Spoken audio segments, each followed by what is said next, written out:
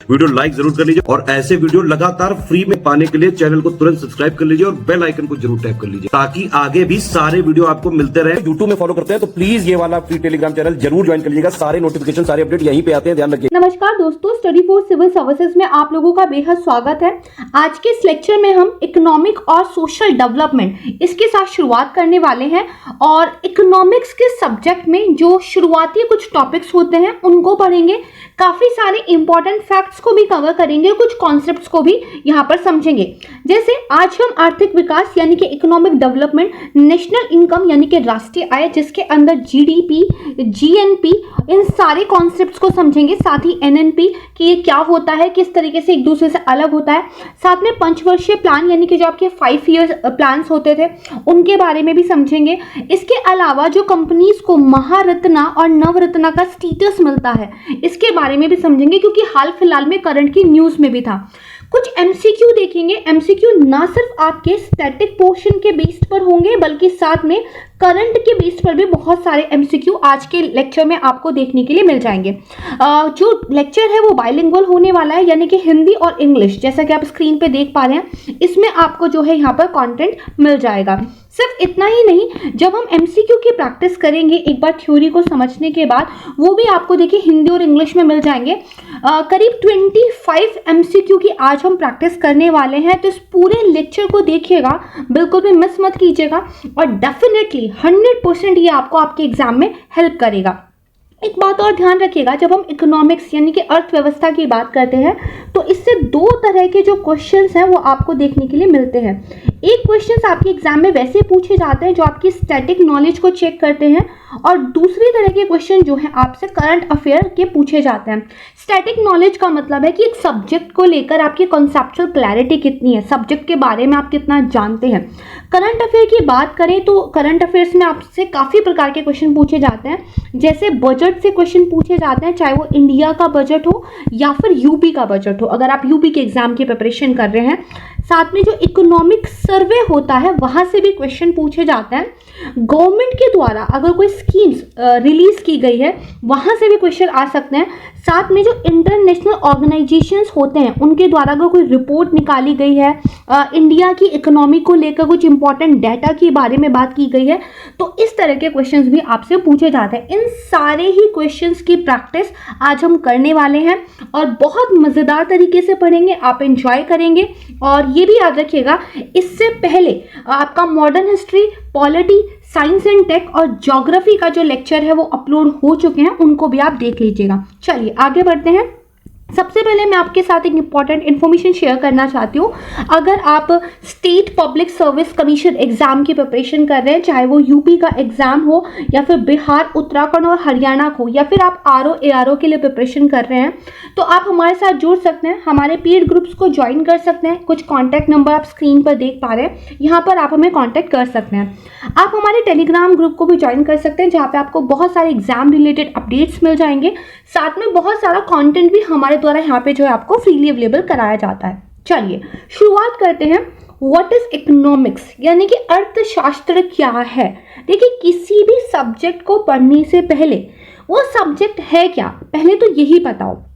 तो अगर आप देखें तो जो भी आपके पास रिसोर्सेज अवेलेबल हैं, फॉर एग्जांपल आपके पास ज़मीन है, आपके पास पैसा है, आपके पास कुछ स्किल्स हैं, इनका यूज़ करके अगर आप कुछ प्रोड्यूस करते हो, अगर आप कुछ बनाते हो, राइट, तो कैसे उन रिसोर्सेज को मैनेज करना है, कितना इनपुट लगा के कितना आउटपुट निकालना है, समाज में उन सारे संसाधनों का वितरण कैसे करना है, यानी कि किसको कितना हिस्सा मिलेगा, ये सारी ही चीज़ें जो है इकोनॉमिक्स के अंदर, अर्थशास्त्र के अंदर आ जाती है, राइट। तो यहाँ पे सबसे ज़्यादा इम्पॉर्टेंट 2 वर्ड हैं। पहला इंपॉर्टेंट वर्ड है आपका रिसोर्सेज यानी कि संसाधन। अब देखिए, संसाधन नेचुरल भी हो सकते हैं, प्राकृतिक संसाधन, जैसे अगर आप देखेंगे पेड़ों की जो लकड़ी है वो एक नेचुरल संसाधन है, या फिर जो आपको कोल मिलता है, कोयला, जिससे बाद में हम बिजली बनाते हैं, वो भी एक नेचुरल रिसोर्स है। और दूसरा इंपॉर्टेंट वर्ड होता है आपका बेसिकली यहाँ पे प्रोड्यूस करना, यानी कि आप कुछ बना रहे हो। जैसे अगर आप देखा जाए तो बिस्किट्स बना रहे हो, आप रोड बना रहे हो, ब्रिजेस बना रहे हो, या फिर मेडिकल सर्विसेज दे रहे हो, या फिर जैसे हम लोग आपको एजुकेशनल सर्विसेज देते हैं। तो आपने क्या किया, रिसोर्सेज का यूज करके कुछ किसी चीज का निर्माण किया है। करेक्ट है, यही अर्थशास्त्र है, इन सबका प्रबंधन, इन सबका मैनेज अर्थशास्त्र है।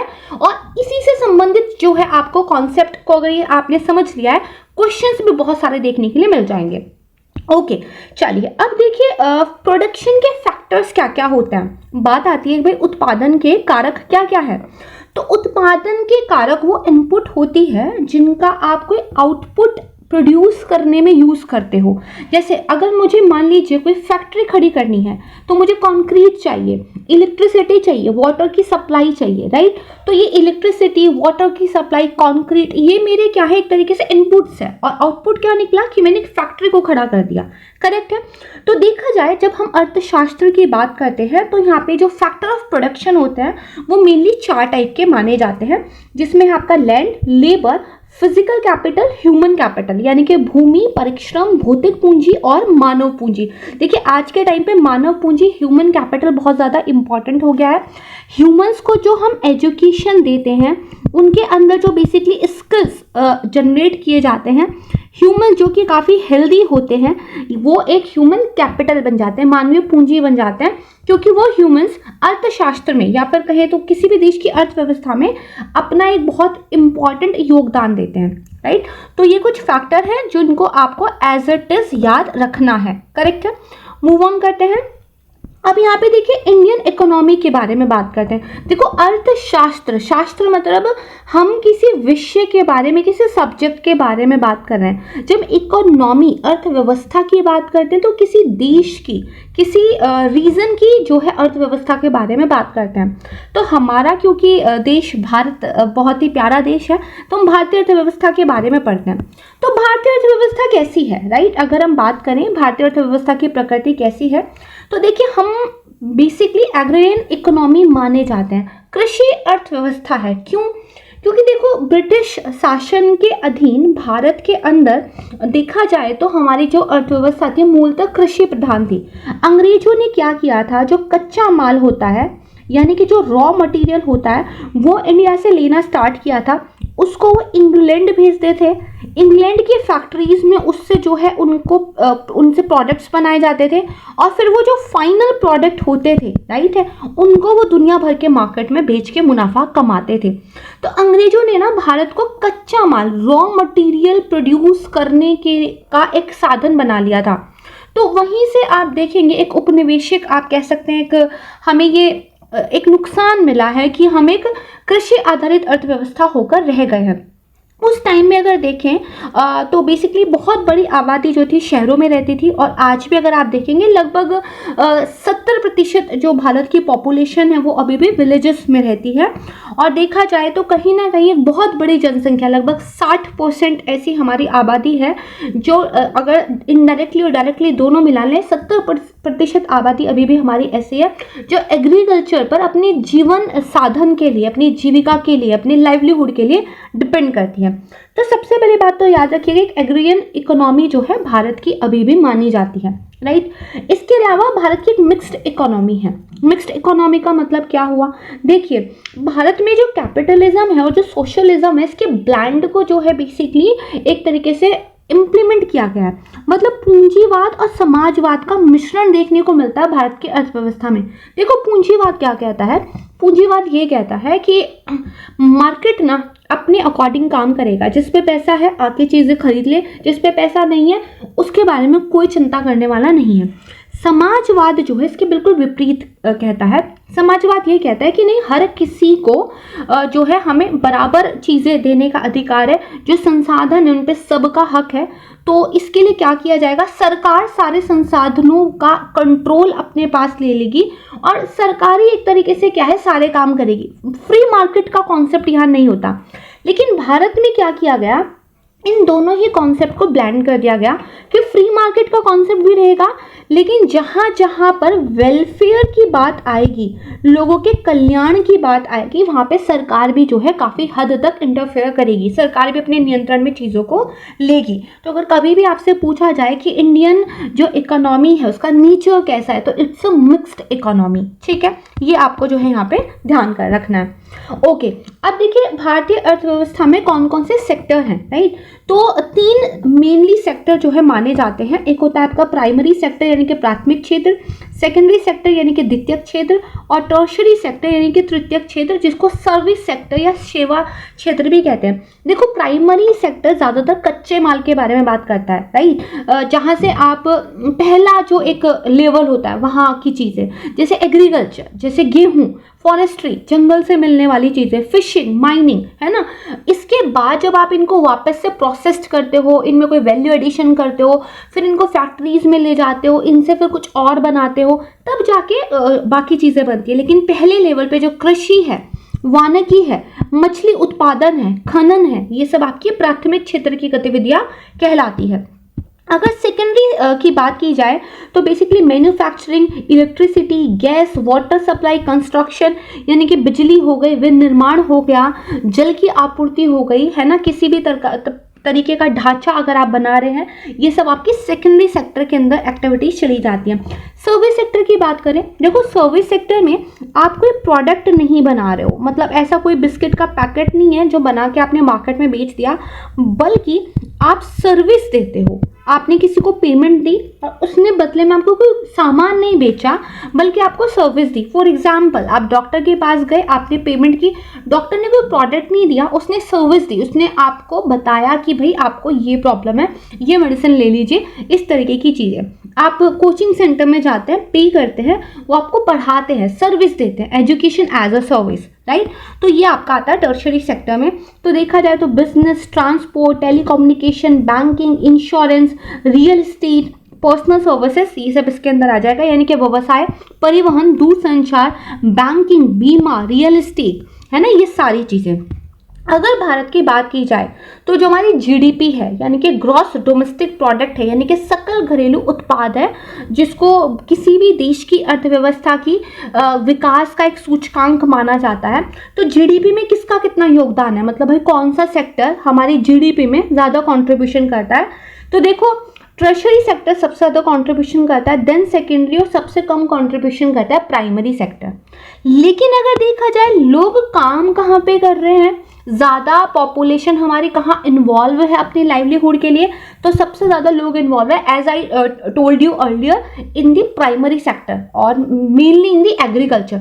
यानी कि भारत की जनसंख्या का एक बहुत बड़ा हिस्सा आज भी प्राथमिक क्षेत्र की गतिविधियों में लगा हुआ है, खासकर कृषि की अगर हम बात करें, उसके बाद तृतीयक और इसके बाद माध्यमिक आता है। देखो जो माध्यमिक आपका क्षेत्र है ना, यानी कि द्वितीयक क्षेत्र, यहाँ पे बहुत कम पॉपुलेशन जो है काम करती है भारत की, और ये बहुत बड़ी विडंबना बोली जाती है, क्योंकि अर्थव्यवस्थाओं की जब स्टडी की जाती है तो माना जाता है कि जो आपका प्राइमरी सेक्टर है, इससे बहुत सारी जो आपकी जनसंख्या है वो आपके सेकेंडरी सेक्टर की तरफ मूव कर जाती है, यहाँ पे इनको एम्प्लॉयमेंट मिलने लगता है। जो स्किल्ड लोग होते हैं वो टर्शरी सेक्टर में काम कर रहे होते हैं। लेकिन इंडिया में क्या हुआ, अभी भी ज़्यादातर लोग प्राइमरी सेक्टर में काम कर रहे हैं और जंप सीधे टर्शरी सेक्टर की तरफ चला गया। जो लोग इंजीनियर्स बन गए, डॉक्टर्स बन गए, जिन्होंने स्किल्स एक्वायर कर ली, कंसल्टेंसी फॉर्म्स वगैरह में काम करने वाले लोग, लॉयर्स वगैरह, वो टर्शरी सेक्टर में। लेकिन जो मैन्युफैक्चरिंग वाला काम था ना, विनिर्माण वाला जो काम था, सेकेंडरी वाला, यहाँ पे लोग बहुत कम हैं। इसीलिए भारत के अंदर प्रच्छन्न बेरोजगारी यानी कि एक छुपी हुई बेरोजगारी भी देखने को मिलती है। ठीक है, इसके बारे में हम बात करेंगे। अभी आप बेसिक चीज़ समझ लीजिए। तो ये आपको जैसे स्लाइड पे लिखा हुआ है ऐसे एज इट इज याद करना है, करेक्ट है। बात करते हैं पॉवर्टी की। तो देखो भारत एक विकासशील देश है। दो तरह की कैटेगरीज जो है बेसिकली देखी जाती है, हालांकि अब तो और भी हो गई। जैसे एक होती है आपकी डेवलप्ड कंट्रीज, यानी कि जो बेसिकली आपके एक तरीके से विकसित देश है, ठीक है। एक आपके होते हैं विकसित देश, जैसे अगर हम बात करें यूनाइटेड स्टेट ऑफ अमेरिका या फिर यूनाइटेड किंगडम। एक देश आपके जो होते हैं वो होते हैं विकासशील देश, ठीक है। वो कम्प्लीटली डेवलप नहीं हुए बल्कि डेवलपिंग कंट्रीज हैं, जैसे कि इंडिया। और एक आपकी लीस्ट डेवलप्ड कंट्रीज भी मानी जाने लगी हैं, ठीक है, जिनको LDC बोलते हैं, जैसे छोटी आइलैंड कंट्रीज वगैरह होती है। तो भारत एक विकासशील देश है और भारत में अभी भी काफ़ी बड़ी संख्या में गरीब लोग हमें देखने के लिए मिल जाते हैं। तो कौन गरीब है ये कैसे तय हो भाई, कुछ एक वो उसके लिए लाइन बनानी पड़ेगी। तो देखो कहा गया कि अगर रूरल एरिया की बात करें तो जो लोग 2400 कैलोरी कंज्यूम कर पा रहे हैं, और अगर शहरी एरिया की बात करें अगर 2100 कैलोरी आप कंज्यूम कर पा रहे हो, ठीक है, तो फिर आप मतलब गरीब नहीं हो। और अगर खर्चे की बात की जाए तो अगर महीने में आप 454 रुपये खर्च कर पा रहे हो, ठीक है, आपका जो पर कैपिटा कंजप्शन एक्सपेंडिचर है, प्रति व्यक्ति उपभोग व्यय, अगर ग्रामीण एरिया में 454 रुपये और शहरी एरिया में 540 रुपीज़ यानी कि 540 रुपये है, तो माना जाएगा कि फिर आप गरीब नहीं हो। और ये किसने बताई हमें? प्लानिंग कमीशन जो था, योजना आयोग जो था, उसने 2004-05 में जो है एक तरीके से बताया था कि इन अगर पैमानों पे देखा जाए तो भारत में जो गरीब है वो 27.5% है। बट बाद में एक सुरेश तेंदुलकर कमेटी थी, उन्होंने कहा कि नहीं जी, भारत में जो गरीब है वो 37.2% है, ठीक है। तो इसको आपको ध्यान रखना है, करेक्ट है। चलिए, तो इस पॉवर्टी वाली चीज़ को लेके काफ़ी ज़्यादा क्रिटिसिज्म भी होते रहता है, बट अभी हाल फिलहाल में देखा जाए तो सरकार की तरफ से कोई नया क्राइटेरिया नहीं बनाया गया। बुक्स में भी पुराने क्राइटेरिया ही जो है हम लोग पढ़ रहे हैं, करेक्ट है। चलिए, अब कुछ मेजर एग्रीकल्चर रिवॉल्यूशन इंडिया में देखने के लिए मिले हैं। प्रमुख कृषि क्रांतियां देखने को मिली हैं, जैसे आपने ग्रीन रेवोल्यूशन, हरित क्रांति के बारे में काफी पढ़ा होगा, जिसमें एक तरीके से भारत की एग्रीकल्चर के कायाकल्प की कोशिश की गई थी, कृषि को एकदम बढ़िया करने की कोशिश की गई थी। बट कुछ और भी हैं, जैसे ब्लू रेवोल्यूशन यानी कि जो नीली क्रांति है वो मछली उत्पादन से रिलेटेड है। गोल्डन रेवोल्यूशन की अगर हम बात करें तो बागबानी और शहद यानी कि गार्डनिंग, हनी, हॉर्टिकल्चर, राइट। ये गार्डनिंग से ज़्यादा यहाँ पे वर्ड आना चाहिए हॉर्टिकल्चर, राइट, इस पे जो है इससे संबंधित थी। पिंक रेवोल्यूशन की बात करें प्याज से रिलेटेड आएगी, अनियन। रेड रेवोल्यूशन की बात करें मीट यानी कि मांस। व्हाइट रेवोल्यूशन नाम से पता चल रहा है दूध यानी कि मिल्क। येलो रेवोल्यूशन की बात करें, पीली क्रांति की बात करें तिलहन, ऑयल सीड्स, राइट, ये इसको लेके है। और ऑयल सीड्स भारत के लिए काफ़ी इंपॉर्टेंट हो जाते हैं क्योंकि जो बेसिकली ईडेबल ऑयल है, राइट, यानी कि जो खाद्य तेल है उसका भारत में काफ़ी ज़्यादा खपत होती है ना। एडिबल ऑयल हम लोग काफ़ी खाते हैं, तो चाट पकौड़ा तो काफ़ी पसंद है ही भारतीय जनता को। चलिए, एक ट्राई कलर रेवोल्यूशन भी आता है, ठीक है, तिरंगा क्रांतियाँ। तो जो 3 तिरंगे के रंग है, सैफ्रॉन रेवोल्यूशन है, इनके जो केसरी क्रांति है वो सौर ऊर्जा से रिलेटेड है, ठीक है। और अगर श्वेत क्रांति की बात करें तो ये पशु कल्याण से। देखो, मिल्क रेवोल्यूशन नॉर्मल वाला आपका जो है बेसिकली श्वेत क्रांति वो भी है दूध वाला, लेकिन यहाँ पे जब हम ट्राई कलर वाले की बात करें तो श्वेत क्रांति यहाँ पे पशु कल्याण से रिलेटेड हो जाएगी, और ब्लू रेवोल्यूशन यानी कि नीली क्रांति मछुआरों का कल्याण, इसको आपको ध्यान रखना है। अब देखो, जब भारत आज़ाद हुआ था तो रिसोर्सेज हमारे पास थी कम, करेक्ट है, लेकिन हमें तरक्की तो करनी थी। तो हमारे जो बेसिकली शुरुआती जो लीडर्स थे उन्होंने ये सोचा हमें हर चीज़ को क्या है प्लान करना पड़ेगा। तो भारत में एक प्लान्ड इकोनॉमी बेसिकली स्टार्ट हुई कि भाई हर चीज़ हम प्लान करेंगे कि हमें अपनी रिसोर्सेज ना किस तरफ लगानी, हम लक्ष्य निर्धारित कर लेंगे, भाई ये हमारे लक्ष्य है, इस पे हमें फोकस करना है, इतनी हमें तरक्की चाहिए और हम अपने रिसोर्सेज जो है इस तरफ लगाएंगे।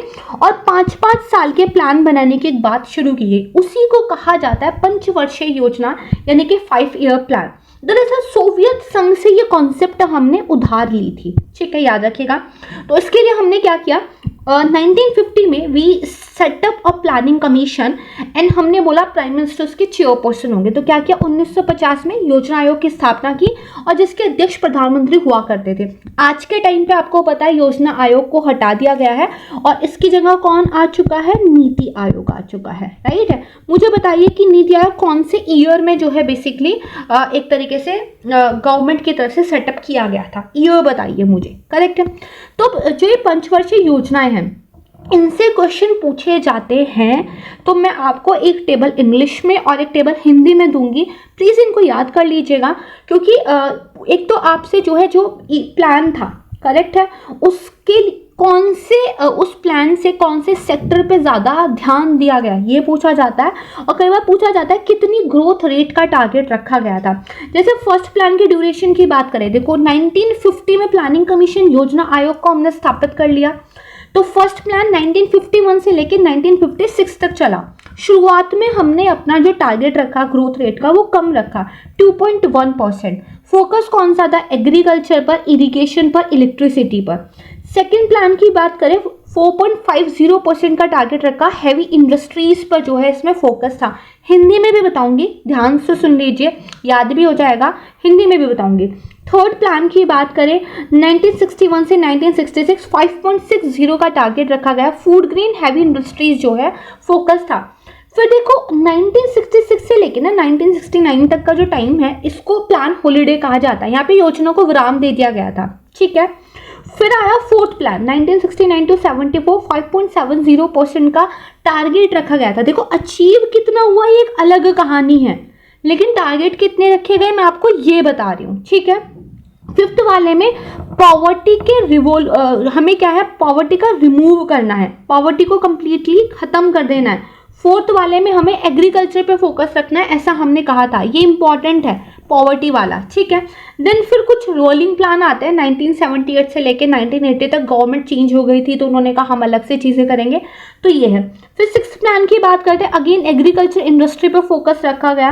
सेवन्थ प्लान में एनर्जी और फूड ग्रेन पर फोकस रखा गया। फिर दो एनुअल प्लान आए 1990 से लेके 1992 तक। देन एट्थ प्लान में कहा गया ह्यूमन रिसोर्स एजुकेशन पे ध्यान देंगे।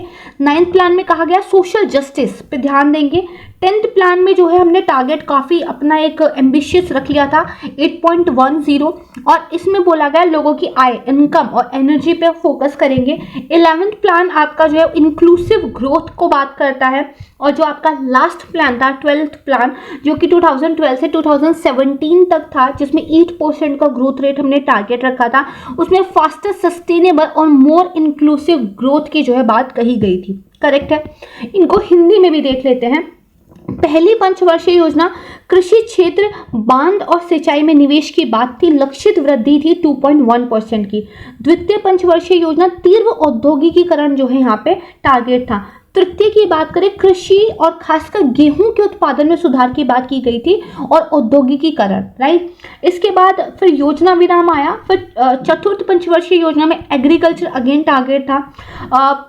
पांचवी पंचवर्षीय योजना में गरीबी उन्मूलन हमारा टारगेट था, ध्यान रखना है, और यहाँ पे हमने ग्रोथ रेट का टारगेट रखा था, लक्षित वृद्धि दर थी हमारे 4.4%। फिर रोलिंग प्लान आ जाता है। छठी पंचवर्षीय योजना में कृषि और औद्योगिकीकरण जो है हमारा टारगेट था। करेक्ट है। इसके बाद सातवीं पंचवर्षीय योजना में खाद्यान्न उत्पादन और ऊर्जा। इसके बाद फिर वार्षिक योजनाएं आती हैं। आठवीं पंचवर्षीय योजना में मानव संसाधन शिक्षा, राइट। नौवीं पंचवर्षीय योजना सामाजिक न्याय, सोशल जस्टिस मैंने बताया था। 10वीं पंचवर्षीय योजना आय और ऊर्जा, इनकम और एनर्जी पे फोकस है। 11वीं पंचवर्षीय योजना समावेशी विकास, राइट। और 12वीं पंचवर्षीय योजना तेज, टिकाऊ और अधिक समावेशी विकास, लक्षित वृद्धि दर रखी गई थी 8% की। इसके बाद से ये प्लानिंग वाला जो कॉन्सेप्ट था ये खत्म हो जाता है। इससे पहले ही नीति आयोग स्टैब्लिश हो चुका है, और अब इंडिया में जो है एक तरीके से पहले जो चलता था वो टॉप टू बॉटम अप्रोच चलता था कि भाई ऊपर से बैठ के प्लान बनाएंगे और जो है उनको इम्प्लीमेंट करेंगे। नीति आयोग के आने के बाद इसको पलट दिया गया और कहा गया बॉटम टू टॉप अप्रोच अब जो है भारत के अंदर अपनाई जाएगी। करेक्ट है। ये आपको जो है यहाँ पे ध्यान रखना है। ओके, अब प्लानिंग जो है हमने समझ ली कॉन्सेप्ट, इसके ऊपर किस तरीके के क्वेश्चन आते हैं उनको भी सॉल्व करेंगे, याद करना है। ओके, अब पब्लिक सेक्टर कंपनीज की बात करते हैं तो आपको इंडिया में पता है अभी भी बहुत सारे कंपनीज ऐसे हैं जिनका मालिक कौन है, या तो केंद्र सरकार है या फिर राज्य सरकारें भी हैं, है ना। तो अब ये जो पब्लिक सेक्टर कंपनीज होती है ना, इनको सरकार जिस तरीके से परफॉर्म कर रही है उसके बेस पर अलग अलग जो है स्टेटस दे देती है। जैसे mini Ratna category, then mini Ratna category 2 है पहले, देन मिनी रत्ना कैटेगरी 1 है। उसके बाद अगर आप और बेहतर परफॉर्म करते हो तो आपको नवरत्ना बनाया जा सकता है, और सबसे बड़ा जो एक आपको यहाँ पे क्रेडिट मिलता है वो महारत्ना कंपनी के रूप में मिलता है। करेक्ट है। अभी ये करंट अफेयर में था, अब क्यों था मैं आपको एक क्वेश्चन के रूप में भी बताऊंगी। करेक्ट है। तो देखो भारत में फिलहाल जो महारत्ना कंपनीज हैं, कुछ सेंट्रल पब्लिक सेक्टर एंटरप्राइजेज है, यानी कि जो कुछ केंद्रीय सार्वजनिक उद्यम है उनके बारे में देख लेते हैं कौन कौन से हैं। तो भारत हैवी इलेक्ट्रिकल्स लिमिटेड है, भारत पेट्रोलियम कॉर्पोरेशन है, कोल इंडिया है, गेल इंडिया है, हिंदुस्तान पेट्रोलियम कॉर्पोरेशन है, इंडियन ऑयल कॉर्पोरेशन है, एनटीपीसी है, ऑयल और नेचुरल गैस कॉर्पोरेशन है, पावर फाइनेंस कॉर्पोरेशन है, power grid corporation of India, steel authority of India, rural electrification corporation और ऑयल इंडिया। देखो ये तो आसान से नाम है, बस थोड़ा सा नाम याद रख लेना कि महारत्ना जो कंपनी इकोनॉमीज हैं वो कौन कौन सी है, इससे भी क्वेश्चन जो है आपके एग्जाम में पूछे जाते रहे हैं और आज भी हम एक क्वेश्चन करेंगे। अब कुछ बेसिक कॉन्सेप्ट्स की बात कर लेते हैं, कुछ फंडामेंटल क्लियर कर लेते हैं। मैंने आपको बताया कि किसी भी देश के विकास को, वृद्धि को अगर आपको देखना है तो एक इम्पॉर्टेंट जो बेसिकली मेजर होता है वो उसका जीडीपी होता है। हम बात करते हैं ना किसी कंट्री की कितनी जीडीपी है, किसी कंट्री की जीडीपी का कितना ग्रोथ रेट देखने को मिल रहा है, तो व्हाट इज जीडीपी?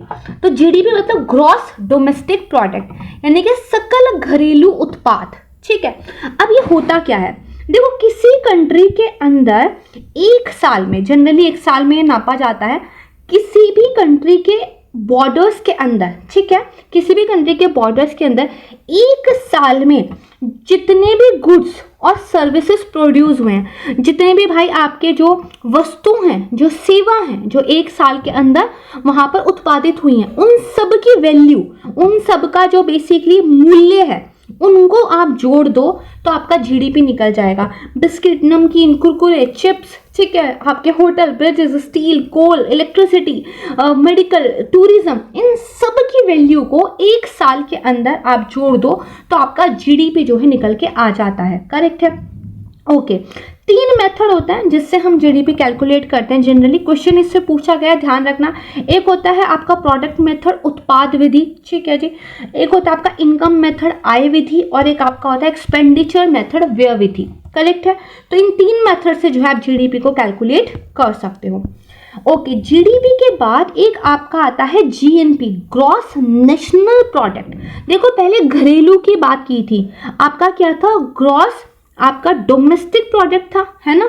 इस बार क्या ग्रॉस नेशनल प्रोडक्ट है। फर्क क्या है, अब हम राष्ट्रीय की बात करेंगे। देखो एक देश के अंदर तो वो लोग भी रह रहे हैं जो इस देश के रेसिडेंट हैं और वो लोग भी रह रहे हैं जो इस देश के नॉन रेसिडेंट हैं।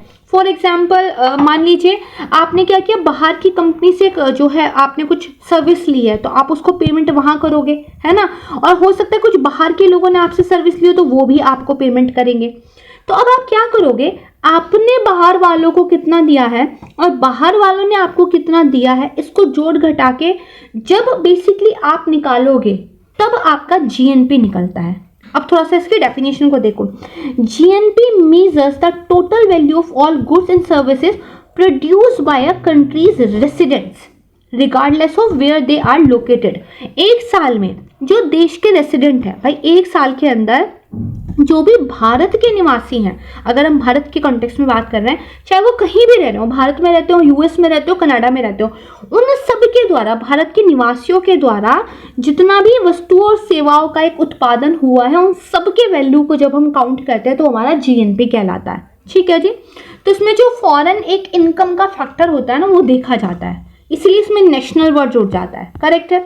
ओके, देन एक आपका नेक्स्ट आता है नेट डोमेस्टिक प्रोडक्ट, सकल घरेलू उत्पाद। ठीक है, सॉरी सकल नहीं, शुद्ध होगा, नेट मतलब शुद्ध घरेलू उत्पाद। इसमें क्या होगा, देखो जब आपने बहुत सारे प्रोडक्ट और सर्विसेज एक साल के अंदर बनाए हैं, तो जैसे मान लीजिए एक मशीन थी, वो लोहा बना रही थी, तो अब आपने लोहे के सारी वैल्यू जोड़ी, जीडीपी निकाला। करेक्ट है? लेकिन लोहा बनाने वाली मशीन में कुछ टूट फूट भी तो हुई होगी, उस मशीन को रिप्लेस भी करना पड़ा होगा।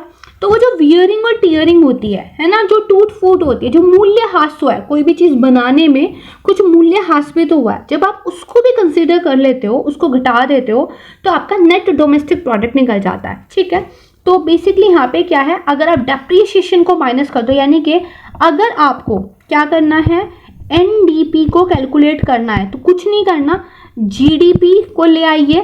करेक्ट है? और जीडीपी में से जो आपका डेप्रिसिएशन होता है उसको माइनस कर दीजिए तो आपका एनडीपी निकल आएगा। यानी कि जीडीपी अगर आपके पास है, उसमें से टूट फूट जो हुई है उसको अगर आप घटा देंगे तो आपका एनडीपी निकल आएगा। देखो हो सकता है कि आपको बहुत अच्छे तरीके से समझ में आ रहा हो, बहुत अच्छी बात है। नहीं आ रहा हो तो याद रखना कि ये रिवीजन सीरीज है, मैं यहाँ पे आपको सिर्फ रिवाइज करा रही हूँ। टीचिंग का टाइम अभी नहीं है, ये सिर्फ रिवीजन का टाइम है, राइट। अगर आप डेफिनेशंस भी याद कर लोगे, आपके एमसीक्यू सॉल्व हो जाएंगे। जो लिखा हुआ है इसको एज इट इज याद कर लीजिएगा। करेक्ट? चलो, तो ये हो गया आपका एक तरीके से सकल घरेलू उत्पाद। इसके बाद एक नेट नेशनल प्रोडक्ट आता है। तो देखो जैसे हमने एनडीपी निकाला था, कैसे, अपने जीडीपी में से डेप्रिसिएशन को घटा के, तो एनएनपी हम कैसे निकालेंगे? तो यहाँ पे देखिए आपका जो एनडीपी था, ठीक है जी, जो आपका एनडीपी अगर आपने निकाला उसमें से अगर आप डेप्रिसिएशन को घटा देंगे तो आपका एनएनपी निकल जाएगा। यानी कि एक विशिष्ट समय अवधि में पूंजीगत वस्तुओं का जो मूल्य ह्रास हुआ है उसको हटा दो और देश के निवासियों द्वारा जो उत्पादित वस्तुओं और सेवाओं के कुल मूल्य को अगर आप मापोगे तो आपकी शुद्ध राष्ट्रीय उत्पाद एनएनपी निकल आएगा और इसी एनएनपी से फिर आपकी नेशनल इनकम निकलती है। ठीक है जी, यही आपका नेशनल इनकम का बनता है और इसी से पर कैपिटा इनकम भी निकल जाती है, यानी कि हर एक व्यक्ति की इनकम कितनी है पॉपुलेशन से डिवाइड कर देते हैं। ठीक है जी, थोड़ा सा इसको ध्यान रखिएगा।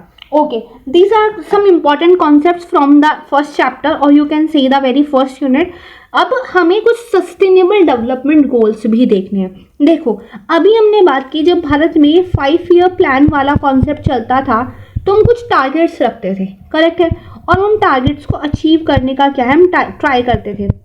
वर्ल्ड के लेवल पे भी हमने क्या किया, कुछ टारगेट्स रखे हैं कि भाई हमें क्या करना है 2030 तक कुछ टारगेट्स को अचीव करना है एज अ वर्ल्ड, हमें मिलके काम करना है। तो ऐसे हमने जो है टोटल 17 टारगेट्स रखे हैं जिनको हम सस्टेनेबल डेवलपमेंट गोल्स यानी कि सतत विकास के लक्ष्यों के नाम से जानते हैं। इनके नाम याद आपको होने चाहिए, हिंदी और इंग्लिश दोनों भी दिए हुए हैं। गोल नंबर 1 नो पॉवर्टी यानी कि गरीबी के सभी रूपों की समाप्ति। गोल नंबर 2 यानी कि जीरो हंगर भूख की समाप्ति। Goal number 3 good health and well being स्वास्थ्य सुरक्षा और स्वस्थ जीवन। गोल नंबर 4 क्वालिटी एजुकेशन गुणवत्ता युक्त शिक्षा। गोल नंबर 5 जेंडर इक्वालिटी यानी कि लैंगिक समानता। Goal number 6 clean water and sanitation स्वच्छता और पानी की उपलब्धता। गोल नंबर 7 की बात करते हैं अफोर्डेबल क्लीन एनर्जी यानी कि सस्ते टिकाऊ और आधुनिक ऊर्जा। 8 में डिसेंट वर्क और इकोनॉमिक ग्रोथ आर्थिक विकास और बेहतर रोजगार एंड इंडस्ट्री इनोवेशन इंफ्रास्ट्रक्चर आ जाएगा गोल नंबर 9 में यानी कि लचीले बुनियादी ढांचा और औद्योगिकरण। गोल नंबर 10 बात करता है रिड्यूस इनइक्वालिटीज यानी कि असमानता को कम करना है। 10 बात करता है सस्टेनेबल सिटीज एंड कम्युनिटीज यानी कि सुरक्षित और टिकाऊ शहर और मानव बस्तियां होनी चाहिए। गोल नंबर 12 बात करता है रिस्पॉन्सिबल कंजप्शन एंड प्रोडक्शन स्थायी खपत हो उत्पादन के patterns. Climate action goal number 13 यानी कि लक्ष्य नंबर 13 जलवायु परिवर्तन को लेकर बात करता है। Goal number 14 life below water यानी कि महासागर जो समुद्री संसाधन है उनको हमें जो है सेफ रखना है।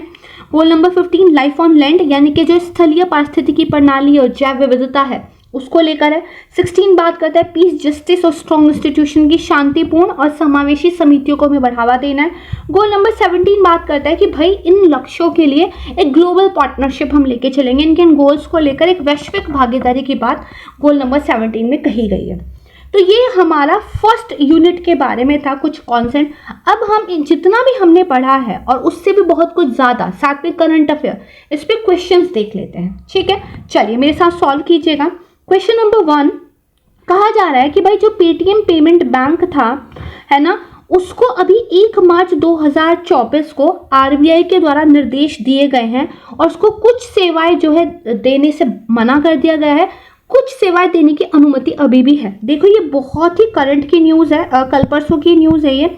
इसमें ये हुआ था जो पेटीएम पेमेंट बैंक है उनको कहा गया है कि उन्होंने सच कुछ नो योर कस्टमर को लेकर जो आरबीआई के कुछ इंस्ट्रक्शंस थे उनको अच्छे से फॉलो नहीं किया, तो आरबीआई ने उनका जो एक ऑपरेशन थे उनका जो काम था उस पर काफ़ी रोक लगा दी है। तो क्वेश्चन क्या है किस चीज़ की अनुमति है, क्या चीज़ वो अभी भी कर सकते हैं। एक्सेप्टिंग फ्रेश डिपॉजिट नई जमा स्वीकार कर सकते हैं। Issuing credit and debit card, भाई डेबिट और क्रेडिट कार्ड जारी कर सकते हैं क्या। यूपीआई के माध्यम से लेन देन कर सकते हैं क्या, यूपीआई ट्रांजैक्शन कर सकते हैं क्या। और align withdraw from existing balance, भाई जो फिलहाल लोगों का वॉलेट में अकाउंट में पैसा पड़ा है वहाँ से विड्रॉ कर सकते हैं क्या। डी इसका आंसर होगा क्योंकि ये सारी चीज़ों के लिए आरबीआई ने फिलहाल पेटीएम पेमेंट बैंक को मना कर दिया है, उन पे एक तरीके से रोक लगा दी है। ये कहा है जो कस्टमर्स हैं वो नया डिपॉजिट नहीं कर सकते, यूपीआई ट्रांजैक्शन भी नहीं होगा। हाँ, पिछला जो बैलेंस पड़ा हुआ है उसको अगर कस्टमर निकालना चाहे तो निकाल सकता है, विड्रॉ कर सकता है। तो इसका जो आंसर है वो आपका डी होना चाहिए। ठीक है, मूव ऑन करते हैं सेकेंड क्वेश्चन पे। पूछा गया है कि इनमें से कौन सा भाई इंफ्रास्ट्रक्चर सेक्टर नहीं है, बुनियादी ढांचा नहीं है। Power generation, construction of roads, quantum computing research और एक्सपेंशन ऑफ एयरपोर्ट्स। क्या कह रहा है? बिजली का उत्पादन, सड़कों का निर्माण, क्वांटम कंप्यूटिंग में अनुसंधान, हवाई अड्डे का विस्तार। देखो बुनियादी ढांचा जैसे आप बिजली बनाओ, वाटर की सप्लाई करो, सड़कें बनाओ, हाईवे बनाओ, हवाई अड्डे बनाओ, ये सब बुनियादी ढांचे के अंदर आता है। इंफ्रास्ट्रक्चर क्रिएट कर रहे हो आप, है ना।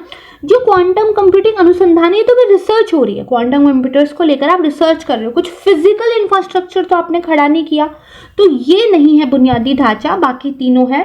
तो सी जो है इसका राइट आंसर हो जाएगा। ओके, मूव ऑन करते हैं थर्ड क्वेश्चन पे। पूछा गया है कि भाई इनमें से कौन सा जो स्टेटमेंट है वो प्लानिंग और कंट्रोल को सबसे बढ़िया डिस्क्राइब करता है, यानी कि जो आपका नियंत्रण है और जो नियोजन है उनका संबंध कौन सा अच्छा है। भाई प्लानिंग इनिशिएट कंट्रोल, योजना ही नियंत्रण को शुरू करती है। कंट्रोल इनिशिएट प्लानिंग, नियंत्रण योजना को शुरू करता है। दोनों बराबर हैं और बोथ को साइमल्टेनियसली इन साइकिल, एक चक्र में दोनों साथ चलते हैं। देखो मैंने भी बताया भारत में प्लानिंग स्टार्ट की गई थी और कहा गया था कि हम अपने रिसोर्सेस कुछ टारगेट्स की तरफ लगाएंगे और हम जो है अपने सामने एक मिशन रखेंगे, उसको अचीव करेंगे, राइट, कि भाई पहले एग्रीकल्चर पे फोकस करना है। तो इसका मतलब कहीं ना कहीं हम प्लानिंग तो कर ही रहे हैं और साथ में हम कंट्रोल भी कर रहे हैं चीज़ों को, कि कौन सी चीज़ हमें कहाँ लगानी है, कितनी लगानी है, कहाँ पे हमें कितनी रिसोर्सेज, कितने संसाधन खर्च करने हैं। तो कहीं ना कहीं प्लानिंग और कंट्रोल ना एक साथ चलता है। फॉर एग्जाम्पल आपने एग्जाम की तैयारी करने का प्लान किया तो आप अपने ऊपर कंट्रोल भी तो रखते हो ना, कि मेरा टाइम कहाँ पे जाएगा, कैसे जाएगा। तो ये दोनों ना एक साथ चलने वाली चीज़ें, डी इसका आंसर होना चाहिए। ओके, फोर्थ क्वेश्चन की बात करते हैं कि during which 5-year plan was the objective of poverty eradication first emphasise. भाई कौन सा वो पंचवर्षीय योजना थी जहाँ पे गरीबी उन्मूलन के उद्देश्य पे सबसे पहले जोर दिया गया था। तो अभी मैंने आपको तुरंत बताया है कि वो कौन सा प्लान था। मुझे कमेंट सेक्शन में बताओ कि कौन सी वो पंचवर्षीय योजना है जिसमें गरीबी उन्मूलन को लेकर बात की गई थी। ठीक है जी, अभी बताया, जल्दी कमेंट सेक्शन में मुझे आप जो है बताइए। मूव ऑन करते हैं नेक्स्ट क्वेश्चन पे। Development that meets the needs of the present without compromising the ability of future generation to meet their own needs was the focal point of Brundtland commission. देखो एक ब्रुटनलैंड commission बना था, उन्होंने ये कहा था हमें ना इस तरीके से विकास करना चाहिए कि आज की ज़रूरतें तो पूरी हो, लेकिन जो हमारी आने वाली जनरेशन है, जो हमारी आने वाली पीढ़ी है, उनके लिए भी चीज़ें बची रहे। ऐसा ना हो कि सारा कोयला पेट्रोल आज ही ख़त्म कर दिया, है ना। तो ये किस तरह का विकास था? ये आपका सतत विकास होता है, सस्टेनेबल डेवलपमेंट। सस्टेनेबल डेवलपमेंट के बारे में सबसे पहले जो ब्रुटनलैंड कमीशन था, इसी ने बात की थी। इंपॉर्टेंट क्वेश्चन है, पूछा जाता रहा है, ध्यान रखिएगा। ठीक है, नेक्स्ट क्वेश्चन की बात करते हैं। In which economic system the goods produce are distributed among people not on the basis of what people need but on the basis of purchasing power. कह रहा भाई वो कौन सा ऐसा सिस्टम है जहाँ पे लोगों को उनकी ज़रूरतों के आधार पे नहीं, बल्कि कौन कितना खरीद सकता है उसके आधार पर चीज़ें वितरित की जाती है। मैंने बताया था एक सोशलिज्म होता है ना, एक आपका कैपिटलिज्म होता है, एक मिक्स्ड इकोनॉमी की हमने बात की थी। तो देखो सोशलिज्म क्या कहता है, जिसको जो जरूरत वो देंगी, सारी चीज़ों का नियंत्रण सरकार के पास रहेगा। पूंजीवाद क्या कहता है कि नहीं, जिसके पास जितनी चीज़ों को खरीदने के पैसे भाई खरीद लो, मार्केट ओपन है ना। और मिश्रित क्या कहता है, दोनों का बैलेंस। मार्क्सवाद एक बहुत ही एक्सट्रीम कॉन्सेप्ट हो जाता है, उसका यहाँ पे भी कोई रिलेवेंस नहीं है। करेक्ट है। तो दरअसल ये पूंजीवाद कहता है कि भाई जितनी आपकी परचेसिंग पावर है ना, आके उतनी चीजें ले लो, कोई कुछ नहीं कहेगा। तो सी इसका आंसर यहाँ पे होना चाहिए। क्वेश्चन नंबर 7, देखो अभी क्वेश्चन में पूछा गया है कि 2023-24 के लिए IMF यानी कि जो इंटरनेशनल मॉनेटरी फंड है, उसकी एक रिपोर्ट आई थी। उसमें इंडिया के जीडीपी का कितना फोरकास्ट उन्होंने बताया, भाई जीडीपी के लिए अनुमान कितना बताया है। IMF की जो एक रिपोर्ट आई थी तो वो बताया आपका 5.9%। ठीक है जी, कितना बताया है, 5.9% बताया। Very good. Okay, move on करते हैं नेक्स्ट क्वेश्चन पे। पूछा है, देखो अब ये करंट अफेयर वाले क्वेश्चंस आ गए यहाँ पे, है ना। किस इंस्टीट्यूशन ने अभी ग्लोबल सिक्योरिटी आउटलुक रिपोर्ट, है ना, ये रिपोर्ट जारी किस संस्था ने की है आपकी? तो जल्दी बताइए किसने किया। यस, वर्ल्ड इकोनॉमिक फोरम यानी कि विश्व आर्थिक मंच ने जो है ये रिपोर्ट जारी की है। इस तरह की रिपोर्ट से क्वेश्चन पूछे जाते हैं, आपको जो है इसके बारे में याद रखना है। ओके, नेक्स्ट क्वेश्चन देखिए। एक आपका इंफ्रास्ट्रक्चर प्रोजेक्ट मॉनिटरिंग डिवीजन, क्या है? बुनियादी ढांचा और परियोजना निगरानी प्रभाग। कह रहा है कि ये जो आपका डिवीजन है, ये जो प्रभाग है, कौन से मंत्रालय के अंडर काम करता है, कौन सी मिनिस्ट्री है? ध्यान रखना, ये क्वेश्चन गलत होने के चांस बहुत हैं, क्योंकि लोगों को लगेगा कि कॉमर्स और इंडस्ट्री मिनिस्ट्री होगी, बट ऐसा नहीं है। ये है ministry of statistics and programme implementation. दरअसल जो आपकी ministry of statistics and programme implementation के अंदर डिवीजन है ना, गवर्नमेंट के बहुत सारे प्रोग्राम की मॉनिटरिंग करता है, ठीक है? तो ये एक इंपॉर्टेंट क्वेश्चन है, इसका आंसर हो जाएगा, याद रखिएगा। मूव ऑन करते हैं नेक्स्ट क्वेश्चन पे। बोला गया है कि देखो, अब वही क्वेश्चन आ गया जिसकी मैं बात कर रही थी। बोला गया हाल ही में जो रेल विकास निगम लिमिटेड है, राइट, इसके ना स्टेटस में यूनियन फाइनेंस मिनिस्ट्री ने चेंज कर दिया है, ठीक है जी। तो आपका केंद्रीय वित्त मंत्रालय ने रेल विकास निगम लिमिटेड का जो एक स्टेटस है उसमें चेंज कर दिया। क्या किया है? ऑप्शन दिए गए भाई, नवरत्न से मिनी रत्न कर दिया, श्रेणी 1 मिनी रत्न से नवरत्न कर दिया, श्रेणी 1 मिनी रत्न के रूप में ही बना हुआ है, और श्रेणी 2 मिनी रत्न से नवरत्न के रूप में अपग्रेड कर दिया है। क्या किया है? यस, आप देखोगे इसको दरअसल क्या है, जो मिनी रत्ना कैटेगरी 1 थी उससे अपग्रेड करके नवरत्ना कैटेगरी में जो है बेसिकली इसको लेकर आया गया है। यानी कि अब ये क्या है, एक नवरत्ना कंपनी जो है यहाँ पर आपकी बन गई है, ठीक है? इसको ध्यान रखिएगा। 11th क्वेश्चन की बात करते हैं। इनकम एंड कंजप्शन, यानी कि जो आय और उपभोग है वो आपस में किस तरह संबंधित है, यानी कि लोगों की कितनी आय है और लोग कितना उपभोग करते हैं, कितना खर्चा कर रहे हैं, कितनी चीज़ें खरीद रहे हैं, है ना, कितनी सर्विसेज ले रहे हैं, किस तरह का लाइफ स्टाइल जी रहे हैं, इसमें क्या संबंध है? क्या ये विपरीत रूप से संबंधित है, क्या ये डायरेक्टली संबंधित है, पार्शियली रिलेटेड है, एकदम अनरिलेटेड? देखो, आय और खर्चा एकदम अनरिलेटेड ऐसा तो हो नहीं सकता, पार्शियली भी नहीं है। इन्वर्सली क्यों होगा भाई? आय ज़्यादा तो खर्चा कम हो जाता है क्या? नहीं, अगर आय ज़्यादा तो खर्चा भी ज़्यादा, राइट? लोगों को उसी तरीके से ज़्यादा लग्जरी की चीज़ें लेने का मन करता है, तो ये क्या है, डायरेक्टली रिलेटेड हो जाएंगे। अगर आपकी इनकम किसी भी वजह से कम हो जाती है तो आप अपने खर्चे भी कम कर देते हैं, और अगर आपकी आय बढ़ी हुई है तो आपके खर्चे बढ़ जाते हैं, आप ज़्यादा से ज़्यादा चीज़ें कंजप्शन जो है अपना करने लगते हैं, ठीक है? क्वेश्चन नंबर 12 की बात करते हैं। Which sector is characterized by small dispersed unit that are primarily beyond the government control? भाई कौन सा वो क्षेत्र है जहाँ पे छोटी बिखरी इकाइयाँ हैं जो सरकार के नियंत्रण से परे हैं? देखो, एक होता है आपका ऑर्गेनाइज्ड सेक्टर, तो ये क्या है, ये ना हर तरीके से ऑर्गेनाइज है, लेबर लॉज यहाँ पे लगे होते हैं, गवर्नमेंट की जो है तरफ से पूरा कंट्रोल इनके ऊपर रहता है। एक आपका होता है अनऑर्गेनाइज सेक्टर, छोटे मोटे जो बिजनेस यूनिट्स होते हैं, जैसे रेडी पटरी वाले हैं, बीड़ी बनाने का कोई छोटा सा एक है, घर के लोगों ने मिलके कुछ एक छोटा सा अगरबत्ती बनाने का कुछ काम शुरू कर दिया है। ये सब छोटी छोटी इकाइयाँ होती हैं जिनके ऊपर सरकार का कोई कंट्रोल नहीं है, और ये सब अनऑर्गेनाइज्ड सेक्टर के अंदर आते हैं। तो इसका आंसर क्या हो जाएगा? ए हो जाएगा। ये असंगठित क्षेत्र है, ठीक है जी। ये क्या है, आपका एक असंगठित क्षेत्र है, करेक्ट। क्वेश्चन नंबर 13 की बात करते हैं। कुछ स्टेटमेंट दिए गए, अब आपको स्टेटमेंट वाले क्वेश्चन ज़्यादा से ज़्यादा देखने के लिए मिलेंगे। बोला गया है कि एग्रीकल्चर सेक्टर अभी भी भारत में एम्प्लॉयमेंट के लिए प्राइमरी प्रोवाइडर बना हुआ है। भाई अभी भी कृषि क्षेत्र से बहुत ज़्यादा लोगों को रोजगार मिलता है, सही बात है। The service sector is the main source of employment in the urban area. Bharat के अंदर जो सर्विस यानी कि सेवा क्षेत्र है वहाँ पे ज़्यादा रोजगार शहरी लोगों को मिलता है, या शहरी लोग जो है यहाँ पे ज़्यादा रोजगार करते हैं। ये भी बात ठीक है क्योंकि स्किल्ड लोग यहाँ पे चाहिए, इंजीनियर, डॉक्टर, वकील, एजुकेटर्स। तो सी इसका आंसर यहाँ पे हो जाएगा क्योंकि दोनों स्टेटमेंट ठीक है, करेक्ट है। क्वेश्चन नंबर 14 की बात करते हैं। पूछा गया भाई कौन सा स्टेटमेंट ठीक है। देखो, ये करंट अफेयर का क्वेश्चन हो गया। ये कह रहा है इंडियन गवर्नमेंट ने 100% एफडीआई अलाउ कर दिया है जेम्स एंड ज्वेलरी सेक्टर में ऑटोमेटिक रूप से। यानी कि भाई स्वचालित मार्ग से जो रत्न और आभूषण का क्षेत्र है उसमें सरकार कह रही है कि आप 100% प्रत्यक्ष विदेशी निवेश यानी कि आपका फॉरेन डायरेक्ट इन्वेस्टमेंट कर सकते हो। क्या ऐसा है? बिल्कुल है, 100% है। फिर ये कह रहा है भारत सरकार ने जो स्टील सेक्टर है उसमें भी 100% एफडीआई को अनुमति दे दी है। इस्पात के क्षेत्र में भी जो आपका विदेशी प्रत्यक्ष निवेश है वो 100% है। क्या है? बिल्कुल है, ठीक है।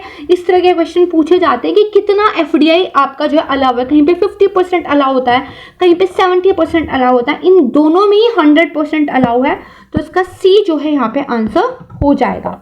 करेक्ट। मूव ऑन करते हैं 15 क्वेश्चन की तरफ। बहुत बढ़िया, वेरी गुड, ऐसे ही पढ़ते चलेंगे।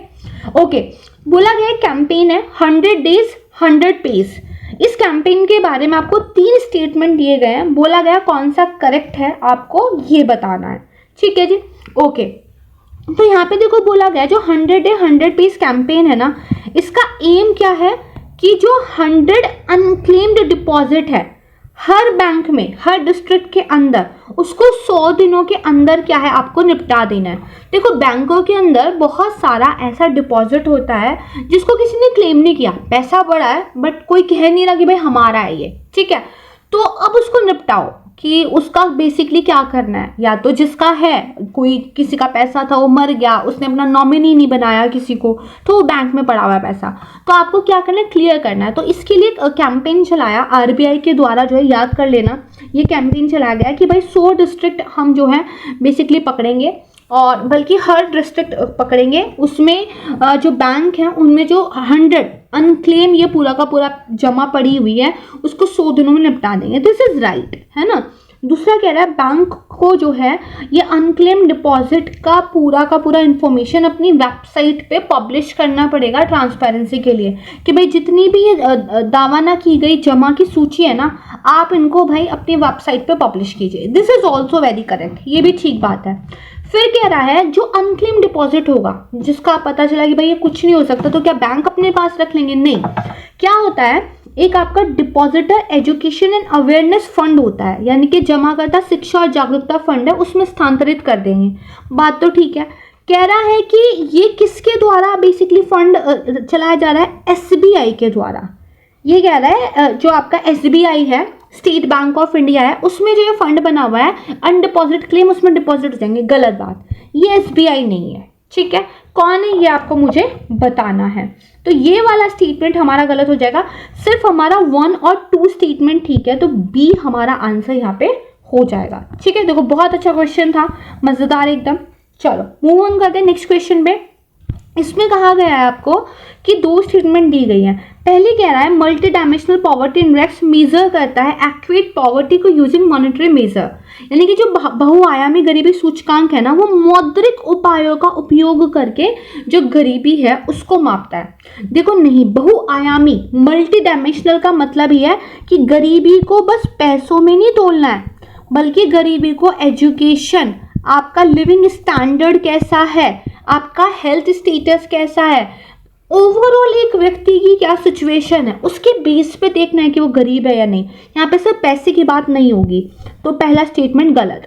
दूसरा कह रहा है कि इंडिया के अंदर जो एमपीआई पॉवर्टी रेट था वो गिर गया है। अगर 2013-14 में 29.17% था, तो 22-23 में वो 11.2% हो गया। दिस इज वेरी करेक्ट, ये हुआ है इंडिया में, ये गिरा है, अच्छी बात है। तो सही विकल्प पूछा गया तो ओनली 2, यानी कि बी हमारा आंसर यहाँ पे होना चाहिए, करेक्ट है। मूव ऑन करते हैं नेक्स्ट क्वेश्चन पे।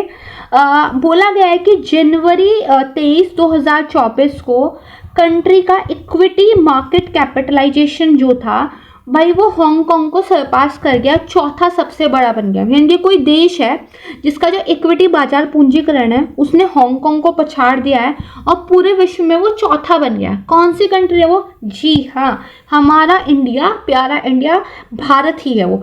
ये एक इंपॉर्टेंट क्वेश्चन है, इसको याद कर लेना, एज इट इज याद कर लेना, ठीक है। चलिए मूव ऑन करते हैं नेक्स्ट क्वेश्चन पे। देखो पूछा गया है ग्रॉस नेशनल प्रोडक्ट से आप क्या समझते हैं, सकल राष्ट्रीय उत्पाद से आप क्या समझते हैं। तो देखो हमने बताया था ना कि नेशनल प्रोडक्ट का मतलब जो कंट्री के रेसिडेंट हैं उन्होंने, है ना, जो कंट्री के रेसिडेंट हैं, जो कंट्री के लोग हैं, चाहे फिर वो कहीं पे भी रह रहे हो, उन्होंने एक साल में कितने प्रोडक्ट और सर्विसेज वो किए हैं। तो यहाँ पे क्या बताया था, total value of goods and services produce in a country, नहीं। Total value of all transaction in the country, नहीं। The depreciation in the total value of goods and services produce in the country, नहीं।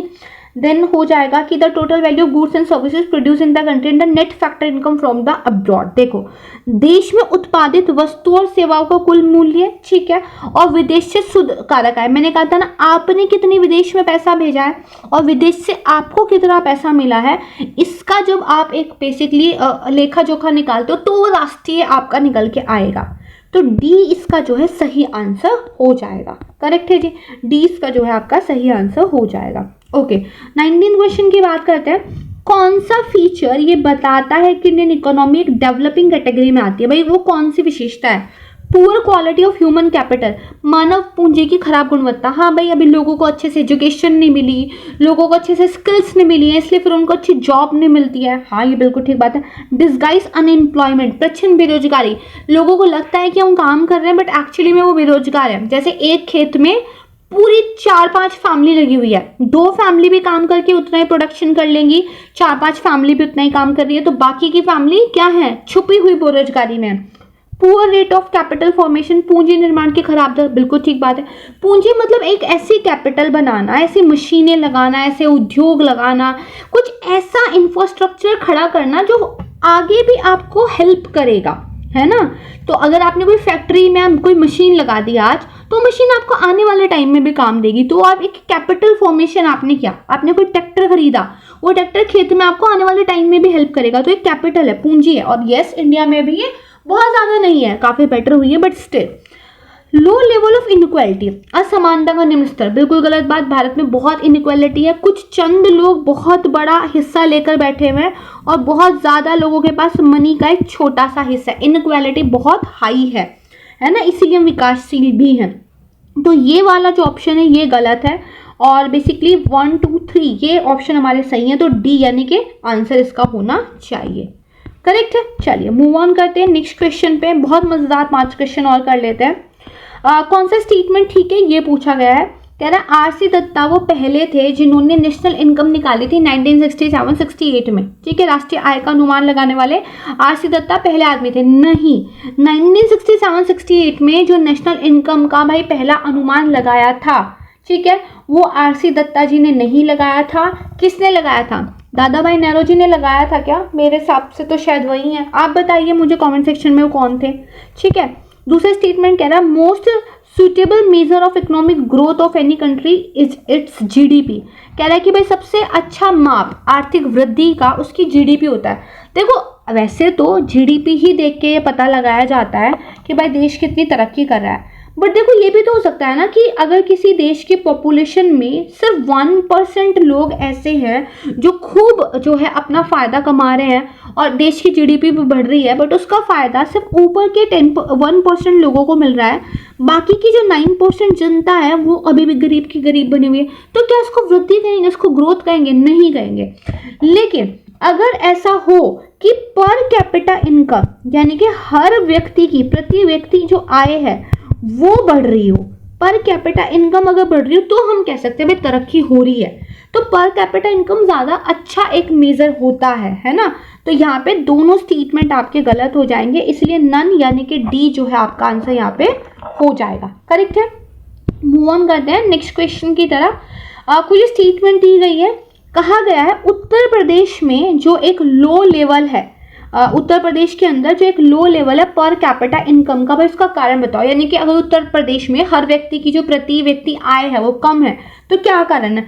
Fast growing population, तेजी से बढ़ती जनसंख्या, बिल्कुल है। ज़्यादा लोग हो जाते हैं, फिर अच्छे से एजुकेशन नहीं मिल पाती, सबको जॉब नहीं मिल पाती। लैक ऑफ एंटरप्रेन्योरशिप, ये भी बात सही है। खुद से बिजनेस नहीं करना, स्टार्टअप नहीं करना, हर किसी को जॉब चाहिए, सरकारी नौकरी की तरफ हम लोग भागते हैं, है ना, चाहे वो मैं हूँ आप हो। फिर इनएडिक्वेट इंफ्रास्ट्रक्चर फैसिलिटी, अपर्याप्त ढांचागत सुविधा, ये भी बात ठीक है। प्रॉपर यूनिवर्सिटीज़ ज़्यादा नहीं है, उतने ज़्यादा आपके यहाँ पे बेसिकली उद्योग नहीं है कि वो जो है बाकी चीज़ों को सपोर्ट कर सके। मॉडर्नाइजेशन ऑफ एग्रीकल्चर, कृषि का आधुनिकीकरण, नहीं ये नहीं हो सकता। अगर आपका एग्रीकल्चर मॉडर्न हो रहा है, कृषि का आधुनिकीकरण हो रहा है, तो ये तो अच्छी बात है ना, इससे तो फिर लोगों की इनकम बढ़ेगी। तो ये नहीं होगा, और एक प्रीवियस ईयर क्वेश्चन है, तो ये आपको जो है ध्यान रखना है। ठीक है जी, तो बी यानी कि 1, 2, 3 इसका आंसर हो जाएगा। मूव ऑन करते हैं नेक्स्ट क्वेश्चन पे। ये भी एक अच्छा क्वेश्चन है। Which of the following is a nodal institution for the implementation of sustainable development goals in India. अभी हमने SDG के बारे में पढ़ा, सतत विकास लक्ष्य। तो भारत के अंदर वो कौन सी नोडल संस्थान है जो इनके कार्यान्वयन को देख रही है? योजना आयोग तो रहा नहीं, इसकी जगह कौन आ गया? नीति आयोग। तो नीति आयोग ही जो इसका राइट आंसर हो जाएगा। परफेक्ट है। चलिए क्वेश्चन नंबर 23, इसमें पूछा गया है कि सेमी मीडियम लैंड होल्डिंग्स जो इंडिया के अंदर है वो कौन सी है। देखो भारत में ना जो खेती है उसका ज़्यादा बुरा हाल इसलिए है क्योंकि एक फादर के मान लीजिए 3 सन हुए, उनमें ज़मीन बट गई, फिर इनके भी मान लीजिए 2-2 सन हुए, फिर इनमें भी ज़मीन बट गई, फिर इनकी भी फर्दर ज़मीन बट गई, तो एंड में ना ज़मीन इतनी थोड़ी बचती है कि उसमें ना तो प्रॉपर प्रोडक्शन हो पाता है, ना बड़ी बड़ी मशीनें यूज़ कर पाते हो। तो भारत में ना एग्रीकल्चर की जो एक बैड स्टेट है उसका वन ऑफ द रीज़न है कि जो लैंड होल्डिंग है, लोगों के पास जो ज़मीन है वो बहुत कम है। तो ये कह रहा है कि एक semi medium land holding India के अंदर कितना साइज होता है, अर्ध मध्यम भूमि जोत कितनी है इंडिया में, तो वो बेसिकली आपकी जो है वो 2 से 4 हेक्टेयर के अंदर आनी चाहिए। सेमी मीडियम आपका 2 to 4 होना चाहिए। Do we have this option? I think we don't have.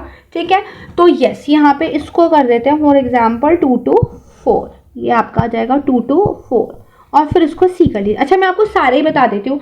देखो मार्जिनल की अगर हम बात करें, यानी कि जो सीमांत किसान माने जाते हैं भारत के अंदर, वो हैं जिनके पास ना 1 हेक्टेयर से भी कम ज़मीन है। ठीक है जी। फिर उसके बाद स्मॉल फार्मर्स वो माने जाते हैं, यानी कि जो छोटे किसान हैं वो माने जाते हैं जिनके पास 1 से 2 हेक्टेयर ज़मीन है। ठीक है। फिर सेमी मीडियम अगर हम किसानों की बात करें, राइट, यानी कि जो आपके एक तरीके से अर्ध मध्यम भूमि की जोत है वो कितनी मानी जाती है, जिनके पास 2 से 4 हेक्टेयर ज़मीन है। करेक्ट है। मीडियम मध्यम आकार के किसान कौन है? मीडियम वाले हुए हैं जिनके पास लेके 4 से 10 हेक्टेयर तक की लैंड होल्डिंग है, और लार्ज किसान फिर आ जाते हैं जिनके पास 10 हेक्टेयर से अबव जमीन है। प्लीज इस कैटेगरी को याद कर लीजिएगा, चाहे तो फिर से सुन के एक बार नोट डाउन भी आप कर सकते हैं। ठीक है, तो आपने याद रखना है सेमी मीडियम आपका 2 से 4 होगा। मार्जिनल का याद रखिएगा, इंडिया के अंदर 1 हेक्टेयर से भी कम वाला जो है लिमिट दिया हुआ है। करेक्ट है। Okay, now again a very good conceptual question, what is capital formation? पूंजी निर्माण क्या है? अभी बताया था ना ट्रैक्टर वाले एग्जांपल से। तो यहाँ पे देखो आप क्या, the process of increasing the stock of financial capital in India, भाई वित्तीय पूंजी का स्टॉक अगर आप बढ़ा रहे हो, the stock of human capital in India, मानव पूंजी अगर बढ़िया हो रही है, the stock of natural capital अगर भाई प्राकृतिक पूंजी अच्छी है। नहीं, देखो कैपिटल फॉर्मेशन एक तरीके से क्या है, जब आप फिजिकल कैपिटल बना रहे हो, आपकी कंट्री के अंदर अच्छे रोड्स हैं, अच्छे बिल्डिंग्स हैं, आपकी कंट्री के अंदर अच्छा इंफ्रास्ट्रक्चर है, मशीन्स हैं, आपके पास बड़े बड़े हॉस्पिटल्स हैं जिनके अंदर बहुत ही मॉडर्न इंस्ट्रूमेंट्स हैं। तो जब फिजिकल कैपिटल जब आपकी इकोनॉमी के अंदर बढ़ता है ना, कहते हैं कैपिटल फॉर्मेशन हो रहा है, जो किसी भी अर्थव्यवस्था के लिए मैंडेटरी होता है। करेक्ट है। तो इस वजह से इस क्वेश्चन का जो आंसर है वो ए होना चाहिए। किसी भी अर्थव्यवस्था में भौतिक पूंजी का स्टॉक बढ़ाने की प्रक्रिया आपका जो है पूंजी निर्माण कहलाती है। एंड हमारा आज का लास्ट क्वेश्चन हम अब देखने वाले हैं। इसमें पूछा गया है, 2 स्टेटमेंट दी गई है, आपको सही बतानी है। देखो, India is the 4th largest oil seed producer in the world. देखो ये वाले क्वेश्चन भी बहुत पूछे जाते हैं कि भाई वीट यानी कि गेहूं के उत्पादन में भारत का कौन सा नंबर है। हम बेसिकली जो ऑयल सीड्स हैं वो किसको एक्सपोर्ट करते हैं, कहाँ से इंपोर्ट करते हैं, राइट। पाम ऑयल बहुत इंपॉर्टेंट हो जाता है। तो इस तरह के क्वेश्चन भी आते हैं, इसलिए मैंने ये क्वेश्चन आपके लिए बनाया है कि भाई भारत दुनिया का 4था सबसे बड़ा तिलहन उत्पादक देश है। बिल्कुल है, सही बात है। लेटेस्ट डाटा आप सारा पढ़ के जाना, ठीक है, मिल जाएगा चैनल पे। India's groundnut exports are majorly sourced from Gujarat और राजस्थान। भारत जो मूंगफली का निर्यात करता है तो ज्यादातर कहाँ से आता है? गुजरात और राजस्थान से। This is also very correct. तो we have our answer like C, both, दोनों इसका आंसर होना चाहिए। ठीक है, इस तरह के जितने भी फैक्ट्स हैं ना वो प्लीज अच्छे से प्रिपेयर करके जाना, क्वेश्चंस पूछे जाते हैं। तो this is all about today's lecture. I hope कि आपने ये लाइक किया होगा। बहुत सारी इन्फॉर्मेशन हमने जो है समझी इस छोटे से लेक्चर में, not a small lecture but again काफ़ी कुछ पढ़ा है। ओके, एक बार फिर से मैं आपको बता दूं, आप हमारे पेड ग्रुप्स को ज्वाइन कर सकते हैं। These are the contact number जहाँ पे आप हमसे कॉन्टैक्ट कर सकते हैं। And yes, you can join our Telegram group also. बाकी मैं जल्द मिलूंगी आपको एक नए वीडियो के साथ। अच्छा, एक बार मैं आपको बता देती हूँ बेसिकली कि हमने देखा जाए तो जो मॉडर्न हिस्ट्री है इसका फर्स्ट यूनिट कंप्लीट कर लिया है, पॉलिटी का भी फर्स्ट यूनिट हम कंप्लीट कर चुके हैं। इसके बाद हमने जो है बेसिकली साइंस, बेसिक साइंस जो होता है उसका भी फर्स्ट यूनिट कंप्लीट कर लिया है। देन ज्योग्राफी का भी हमारा फर्स्ट यूनिट कंप्लीट है, और इकोनॉमिक्स का भी फर्स्ट यूनिट हमारा जो है आज कंप्लीट हो चुका है। करेक्ट है। अब जो हमारा बेसिकली नेक्स्ट आने वाला है वो आएगा आपका environment plus current affair, right. और इसके बाद फिर से जो है वापस से हम इन सारी चीज़ों को लेकर चलेंगे। एंशिएंट और मिडाइवल के भी लेक्चर्स मैं आपके लिए इसी तरीके से लेकर आऊँगी। तो stay tune to the study for civil services and yes, video को लाइक कीजिएगा, शेयर कीजिएगा। अगर आपका अच्छा रिस्पॉन्स रहेगा तो हम आपके ज़्यादा से ज़्यादा वीडियो लेकर आएंगे। Thank you so much everyone, बहुत ध्यान रखिए अपना एंड यस, जय हिंद।